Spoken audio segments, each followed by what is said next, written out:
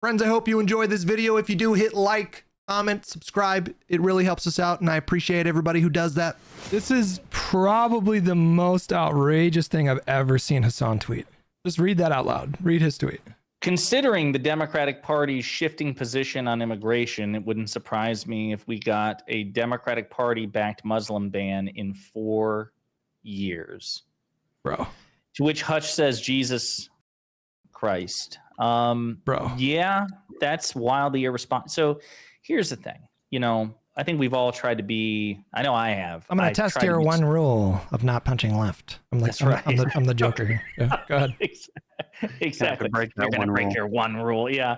I am tired of it. Here's the thing. I supported the right and even the efficacy of the uncommitted movement in the primary. I said that it was perfectly reasonable for eligible voters to exercise leverage in good faith to say President Biden, Vice President Harris, you're not obligated to my vote, kind of like with everybody else. You got to give me something. And I want some concessions on Gaza policy. I think that that's eminently defensible. But we are at the final stretch here, and there is no metric, none, in foreign or domestic policy on which the Democrats have an inferior position, not even on Gaza. The Democrats are objectively better. They are the superior party in every respect. And so if you're spreading this bullshit, in my opinion, you are being wildly morally irresponsible, and you should be called out for it. Now, that's why we have people like Hutch. Hutch is willing to dedicate some time, not just punching right. He's willing to go for the proverbial nuts of people on the left who deserve Get his hands dirty. That's right. Well, I'm going to credit Destiny. I'm going to credit Destiny for sort of paving the way. Like Destiny for sure got me to think about some things quite differently. I also had my own independent experience sparring with lefty people in my own chat that were really testing my I couldn't fathom how they were reaching so I had my own independent thing, but then Destiny has been, I think, like, he's been valuable in that way, because I feel like he's been kind of leading the pack and sort of pushing back against the super left-wing stuff that in so many ways has become like very dominant. It was like you never really saw like normie lib takes that had a lot of mainstream appeal, and usually the more sensational stuff rises to the top of the pack and the algorithm and stuff. But yeah. Well, I think that the truth is that Bernie, like a lot of these guys who a lot of their political stories are very similar. Radicalized by Bernie and ends up becoming a tanky, or like some very like radical leftist type guy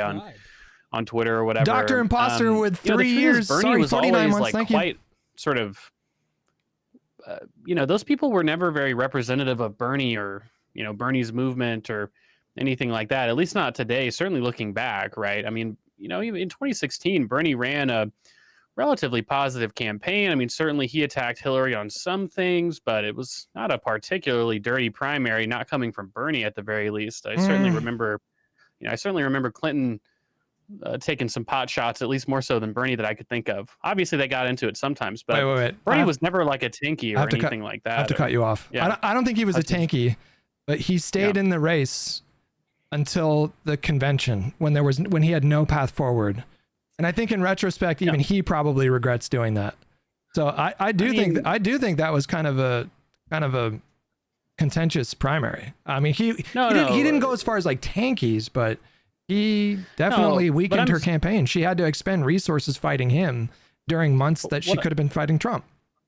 What I'm saying is that Bernie was always very reconciliatory, right? And he was always willing to be sort of platformist in organization and say, hey, look, I mean, he was at the DNC and he said, look, I understand everyone who's disappointed in the result of this primary, but it is an imperative that you have to vote for Hillary Clinton, right? He's never really played that bullshit about voting for the Green Party or sitting out or just like, they have to earn my vote. Like, he's always been very forceful with that kind of rhetoric. And he certainly never felt he's certainly at least from 2016, obviously he's an independent for his career, but certainly from 2016 at the very least, he saw the value in organizing within democratic spaces And, you know, for Hasan obviously to come out and say, oh, you know, I think in 4 years, the Democratic Party is going to advocate for a Muslim ban. I mean, you know, that's obviously ridiculous. I mean, the party with the most Muslim representation right now is the Democratic Party, certainly. I can't really think of any. The only Muslim Republican I can think of was Mehmet Oz, and he was roundly shamed for his Muslim religion, even in his Republican primary in 2022. It's a complete disgrace. It's a complete disgrace what Hasan said, and it follows in line with what Chappell Roan said. Who are the people in the courts trying Why to are so many people down? talking about Chappell Roan? Who is this lady? I never heard of her before. They're artists that super popular, actually very, very good artists, a lot of great songs. I respect them as an artist, but like, here's what I have to say. Hasan Pikers, who I've been finding very recently to be funny and like very like someone who's entertaining to watch. I don't agree with all of his views. I think absolutely does a disgraceful disservice to the heroes. Purple Project, what's up, buddy? The Donald Trump era presidency. Who was it that was going to airports trying to get individuals resist libs relief from relief from the Trump Muslim ban? This Who guy was it in the courts fighting for this? Who was it in Congress advocating against it? Who was it trying to put any limits whatsoever on Trump's immigration policies? Who was it, by the way, Chappell Roan, who are in state legislature houses, who are advocating against many of the measures that we think are absolutely discrimination? It's Democrats. If I want to be lectured by anybody on who is or who is not a true representative or true ally, it's not going to be by people whose only connection to the political movement appears to be commenting on it in the context of a national election. Hasan Piker, on the other hand, I think has had enough of a repertoire now that we can say he is on no firm ground to criticize the Democrat Party based on their resistance to certain Trump policies, the Democratic Party, especially like the Muslim ban. It was us and this party that was fighting against Trump in the strongest possible ways during that period of time. Yeah, I should also say, just go back to it again. If you're going to be an outspoken critic of the Democratic Party, that's fine. But I think you should be honest about it. This is where, again, I give all the kudos in the world to Mehdi Hasan, who has found this tightrope and walked it about as perfectly as a person can. If you look at his Twitter, Jesus. Here recently, he was calling for the impeachment of Secretary Antony Blinken. I have not looked too deeply into this, but apparently there was something revelatory about what the State Department may or may not have known about humanitarian aid in Gaza.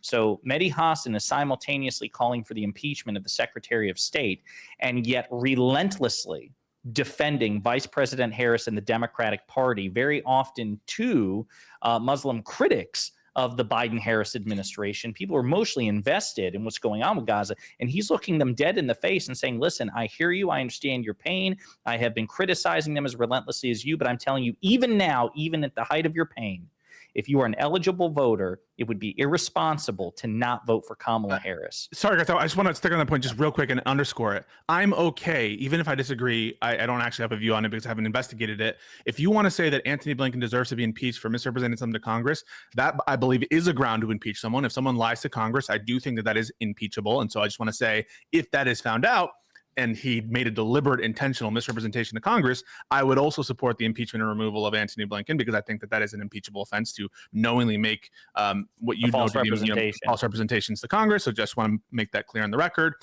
So yes, I would support that. But I'm fine with you going after these people, this great issue, and say Democrats are not doing enough of this, or Democrats do bad things here, or Democrats, the policy on Israel, Palestine is abominable, or what they do here, like with respect to the immigration bill, it's too conservative. That's all fine. Attack Democrats for being not left-wing enough or for doing bad policies. That's okay. When you try to make a moral equivalence on these discrete issues between Trump and MAGA and Democrats, that's when you're going to have an enemy in me. That's when you're not seeing clarity. If you don't see a moral distinction between MAGA and its opposition, then you are not an ally. It's everything we love against everything we hate, really, in the sense of if you're failing to make that necessary moral distinction. Well, there's legit critique, and then there's completely dishonest framing. Like I was just watching a Hasan video talking about the Chappell Roan stuff just a moment ago, and he referenced the fact that Biden built some of Trump's wall, and he was using that as a justification to slap a label of like, oh well, he's basically just adopted Trump's border policy. Never mind the fact that the courts compelled him to spend money that had already been appropriated in the previous Congress. He was forced to build some of Trump's wall. And when the media asked him, do you think the wall is going to do anything? He said, no, I don't want to be building this wall. There's also what really frustrates me on the immigration bill. Like, I understand people's frustrations with the bill. It's a bill that was crafted during a divided government. So there's going to be some stuff that makes conservatives happy and stuff like you and me, or stuff that makes people like you and me not that happy. But people are reducing the entire immigration issue just to the issue of the border. Never mind the fact that we saw more naturalized citizens on Biden's watch. Never mind the fact that we saw more visas issued on Biden's watch. Never mind the fact that we saw more family separation ended, and more people were given refugee status on Biden's watch. Like, it wasn't just illegal immigration that Donald Trump's administration was targeting. Stephen Miller was very open about the fact that they wanted to limit legal immigration as well, and they did. You can look at the numbers. And when Biden took over, it is just objectively a fact that the Democratic Party is way more pro-immigrant than the Republicans. And to equate the two parties because of this one border bill is completely dishonest. And it obfuscates the reality. I think it's important to note, because I feel like a lot of times people in these online spaces, they see people like, Hasan or Mike from PA or these other, very agitating types, and they get kind of doomer about, we're going to lose because there's so many dumbass lefties out there that aren't willing to vote for Democrats. Very important to keep in mind. Very small percentage of the population. Very small percentage of the population. I mean, again, the best polling data that we have is that something like 85-90% of even self-identified socialists are going to vote for Kamala Harris, right? It's a very, very, very small percentage of the population who are in the camp of, I'm a leftist and Kamala is not good enough for me to go out and vote. But they have a wildly outsized influence on online discourse. They're way overrepresented in the mainstream. Of course, that's true. But the optimist in me seems, at least the data that I've seen, shows that messaging is really just not penetrating very deeply, right? It just really does. It just really doesn't seem to be at this point. And it's not like, some people say, oh, Econoboi, all these Zoomers, when Zoomers are in their middle-aged years, these are the internet kids and they're going to be so many tankies and stuff like this will be around. And it's like, I don't know. It doesn't seem totally. It seems like people are radical when they're younger and they tend to become less radical as they get older. Even millennials, right? Certainly millennials have gone from probably substantially more progressive to more liberal, but it certainly doesn't seem like millennials are becoming ultra conservative or maintaining this sort of like burn your bus type mindset, even though we were, a lot of us were sort of brought up politically in that environment. So I don't know. That's why I think we should cut Chappell Roan just like a little bit of slack. Like, I was a little hard on her, but like, she's 26 years old. I was probably doing the both sides bad thing at that age, and I didn't have that kind of a platform. So she'll probably get older. I was smart at 26, Hutch. Oh, good for last year. I was not. I was doing the both sides bad thing. You don't need to rub your youth in our faces, okay? One year ago. I will say too that there's also an issue about civics here. The complete misunderstanding of how the U.S. political system works. I don't know who it was, but I kept saying, okay, so yesterday, and I mentioned this in our Twitter spaces, there was a man by the name of Marcellus Williams who was executed, I believe in Missouri, if I remember correctly. And I saw backlash directed at Vice President Harris and the Democrats about why the should I go out and vote for Kamala if she won't use her power to save Marcellus Williams. She had no power, none. The vice president, number one, has no pardon power of which to speak for anybody. Only the president can, and that's for federal crimes. He was not, Marcellus Williams was not prosecuted in federal court, okay? Democrats did, they did mobilize a Democratic district attorney, Democratic activists, tried to get that execution stayed, but the Republican governor declined. The conservative Supreme Court of the United States refused to hear the petition as well. So right along party lines too, it was 6-3. Right. Yes, because the liberal justices said they would have granted the stay. Yeah. This is the point. If you pretend that there is an equivalence between the two parties, if you say that there is no meaningful difference between them, you are objectively one of two things: a liar or an idiot. That's it. There's no good argument. Now, you can say that the differences should be greater.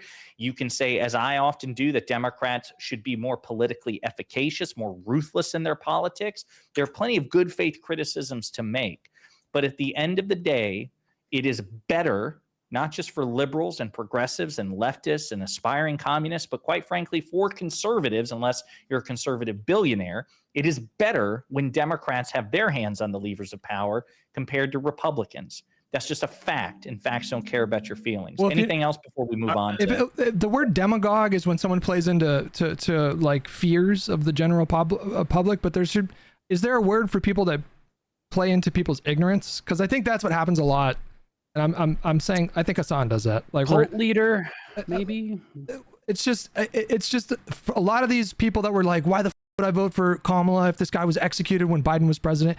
It's just the case that a lot of these people that are posting these tweets that just kind of randomly go viral, a lot of them are like, let's just call a spade, probably could not pass like a basic civics test.